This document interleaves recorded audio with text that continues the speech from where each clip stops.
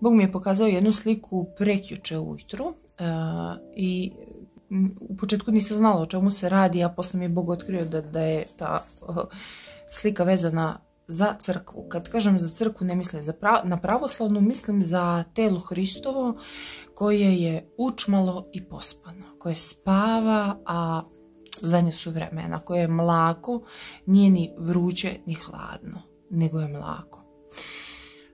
Vidim ovako kao neke ljude, kao tri čovjeka koji jedan pored drugog leže i ovako lepo leže, jedan pored drugog, skoro su isti, znači nema razlike, oni su onako sve nema, oni su kao u nekoj konzervi, nije to konzerva, ja ne vidim nikakvu konzervu, ali hoću da kažem da su utegnuti u redu ovako i paralelno i sve kako treba izgleda, ide jedan red, drugi, treći tih ljudi, znači oni su savršenim redovima i oni su pokriveni od struka nadole sa nekim crvenim platnom, lepo ušuškan. Znači platno je skroz oko njih ušuškano, oni ne mogu da pomeraju noge.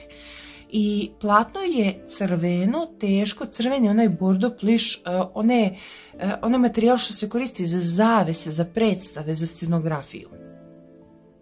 Ja sad vidim tu sliku kao sardine, oni izgledaju svi jednaki, svi tako pokriveni, ušuškani, svi tako jedni pored drugih i ja ovako uzmem to platno i dignem i zavirem ispod.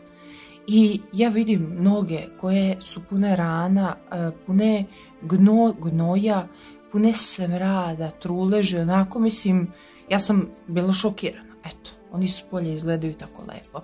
I sad, ako je potrebno da tumačim neke duhovne stvari, zapravo slika kaže sledeće: s polja su utegnuti, uglađeni, u redu, u rasporedu.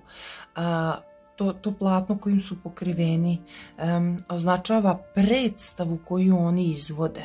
Predstava, vidi, sve je super, sve kako treba, a ispod je smrad. Smrad greha, znači jedan na jedan kad ostanu sami sa Bogom, odnosno kad su sami. Da li ima Boga u njihovom životu i do koje mere ima Bog. Da li svedoče, kako slave Gospoda srcem, znači ne da to se čuje, nego srcem da li slave Gospoda. Tako da poruka je malo teška, ali moje da prinesem, moje da kažem, pa kako god.